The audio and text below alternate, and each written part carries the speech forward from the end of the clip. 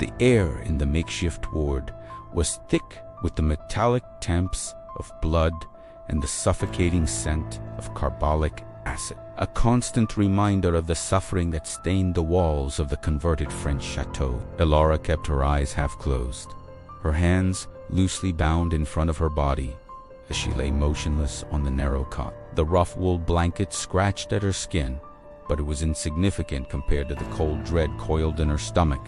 Through the thin partition separating her small, guarded room from the main corridor, guttural German voices drifted, punctuated by occasional cruel laughter. They spoke of her as if discussing garbage disposal. "Tomorrow at 6, before the convoy arrives," said an officer, his voice a deep rumble of authority. "One final interrogation session, then we take her to the woods."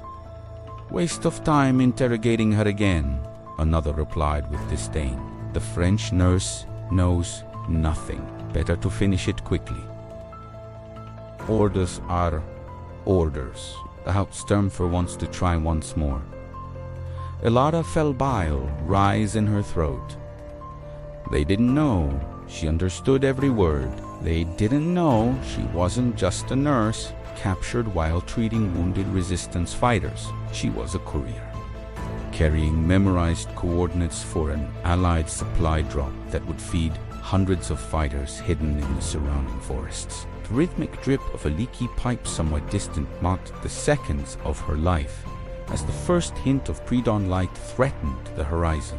But Elara had already decided she would not die in those woods, and the coordinates would not die with her. Her mind wandered briefly to 3 weeks ago to Marie's face, the real nurse, pleading as she bled in Elara's arms after the bombing that destroyed the resistance clinic. "Take my uniform," Marie had whispered. "You ... can pass for me. Save more people ... double." Quotes Elara had assumed the identity, knowing it was a matter of time before capture. But time had come faster than expected. Now, as the voices diminished in the corridor, replaced by the heavy, rhythmic tread of a single guard patrolling, Elara transformed fear into focus. 10 steps down. A pause. Turn. 10 steps back. The floorboards creaked in the same 2 spots each pass. Her gaze swept the shadowed room, cataloging every detail with surgical precision. The small, grimy window, high on the wall, barred from the outside. The metal basin on an unstable stand. A single wooden chair. Under her heart raced a metal bed frame with a sharp, rusted corner. She began to move. With deliberately slow movements, Elara slid her bound hands toward the edge of the bed frame. Her fingers explored the knots tight, expertly tied, but the rope was old and coarse. A desperate plan began to form. She shifted her weight on the cot, emitting a low, restless moan to mask any sound. Positioning the rope against the rusted metal corner, she began to saw with microscopic movements. The friction scraped her already injured skin, each pull sending waves of pain through her wrists. She gritted her teeth, the image of the SS officer who had mocked her fate burning in her mind. Minutes dragged like hours. She had to perfectly time her movements with the guard's patrol, freezing whenever footsteps approached. Her heart pounded against her ribs like a trapped bird. The world shrank to the small, repetitive motion of her hands, the rough texture of the rope, and the cold bite of metal. Fibers began to snap, one, then another. Tiny, silent victories. The sky outside was shifting from inky black to deep, bruised purple. Time was running out. Then a sound that froze her blood. Footsteps. Multiple. Low voices approaching her door. Elara quickly repositioned her hands on her lap, closed her eyes, and forced her breathing to become slow and regular. The doorknob turned. The door creaked open. "Still sleeping," murmured a voice. "German. Young."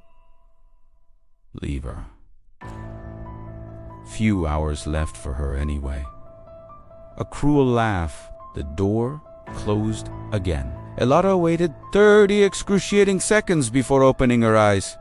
Trembling uncontrollably now, she had been so close to discovery. But the interruption gave her something they were becoming careless, confident she was helpless. That arrogance would be her opening. She resumed her work with renewed urgency. The rope was nearly broken now. With one last agonizing pull, the final fibers released. Her hands were free. Elara didn't allow herself the luxury of rubbing her bleeding wrists. She needed to move to the next phase. Her illness, the carefully feigned fever and delirium that had placed her in this infirmary instead of a cell, was still her most important shield. She plunged the edge of her thin blanket into the basin of cold, dirty water. The shock of the icy liquid a welcome alert to her senses. Then, with controlled breathing, she waited for the guard to turn his back at the end of the corridor.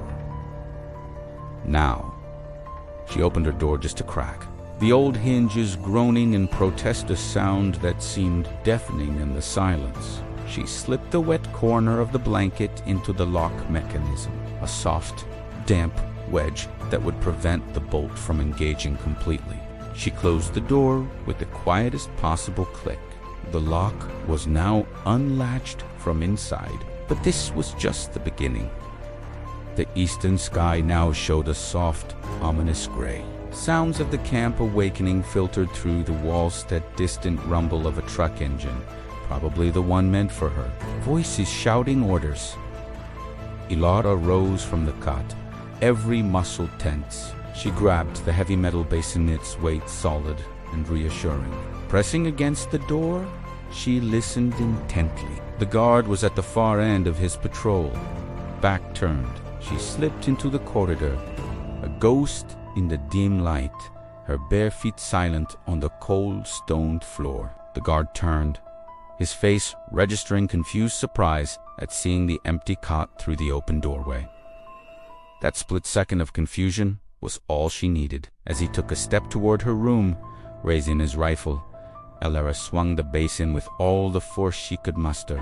The impact was a sickening thud. He collapsed without a sound, his helmet clattering on the stones. But as she crouched to grab his rifle, her injured finger slipped. The weapon fell with a metallic crash that echoed through the corridor like a gunshot.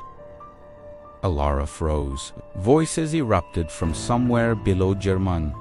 Alert and questioning was Wardas. Überprüfen Sie.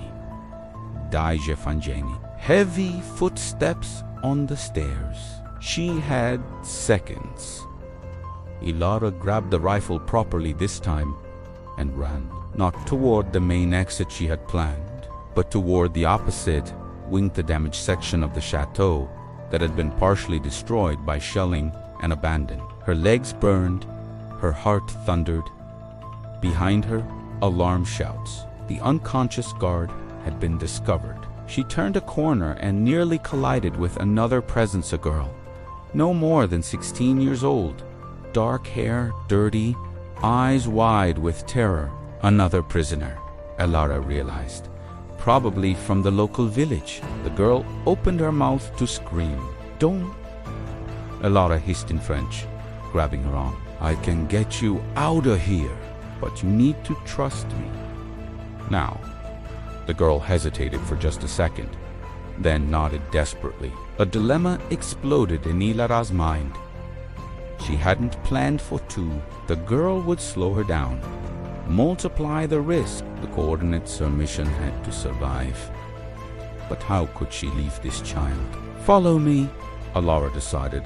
The choice made even as every tactical instinct screamed against it. Quietly, they ran together through the dark, damaged corridors, navigating debris and broken furniture. Elara could hear German boots echoing behind them, orders being shouted, the entire camp awakening to the hunt. They reached what had been the kitchen area. The service door Elara had mentally identified was there, bolted from inside with a large iron latch. Her bleeding hands protested as she struggled with it. The girl helped, her small fingers working alongside Elara's. The bolt slid back with a loud groan. Behind them, footsteps and voices, closer now. Schnell, sie sind dort drüben. Elara pushed the door open. Cold, damp morning air greeted them. They were in a narrow alley, piled high with crates and refuse. But as they emerged, a figure appeared at the alley entrance. Young German soldier, no more than 19. His rifle raised, but his face showing shock instead of determination. Time slowed. Elara raised her stolen rifle. Her finger was on the trigger. The soldier was a child, his blue eyes wide, and she could see he was as frightened as she was. But behind her stood the girl. And in her mind were the coordinates that would save hundreds. "Forgive me," she whispered, and pulled the trigger. The shot echoed through the Château walls, a final, irrevocable sound. The young soldier fell. Elara didn't wait to see if he was dead or just wounded. She grabbed the girl's hand and ran. They crossed the alley and plunged into the dense tree line bordering the chateau, the dark pines swallowing them whole. Behind them, the entire German camp erupted in activity, sirens, shouts, truck engines roaring to life. But they were in the forest now, and Elara knew these trees. She had passed through here weeks ago with the resistance, memorizing paths and landmarks. "Keep running!" she gasped to the girl. "Don't look back." The first rays of sunlight cut through the trees as they fled deeper into the forest, the shouts and alarms behind them gradually fading into the symphony of the woods. The dawn she was supposed to die in was illuminating her path to freedom. 2 hours later, Elara and the girl, who finally said her name was Sophie, were crouched in a resistance hideout, 3 kilometers north. A bearded fighter named Claude listened to Elara's coordinates, memorized them, and immediately sent a messenger to transmit them. "You did well," Claude said simply. "Very well." But Elara didn't feel well. She saw the young soldier's face every time she closed her eyes. He was the enemy, yes, but he was also someone's son, and she had taken his life. Sophie pressed against her side, trembling. Elara held her, this child she had almost left behind, and felt the impossible choice of war weighing on her like stone. "You saved me," Sophie whispered. "We saved each other," Elara replied. Outside, through the canopy of trees, the sun had fully risen, a new day she had stolen from fate, a dawn bought with blood, courage, and choices that would haunt her through all future dawns. But she was alive, the coordinates were safe, and perhaps, just perhaps, that had to be enough. In the distance, the faint roar of Allied planes echoed through the morning sky, heading toward the drop point they now knew. Hundreds of fighters would receive supplies. The fight would continue, and the nurse who disappeared would be remembered not as a victim, but as a survivor who refused to surrender her life for her cause without a fight.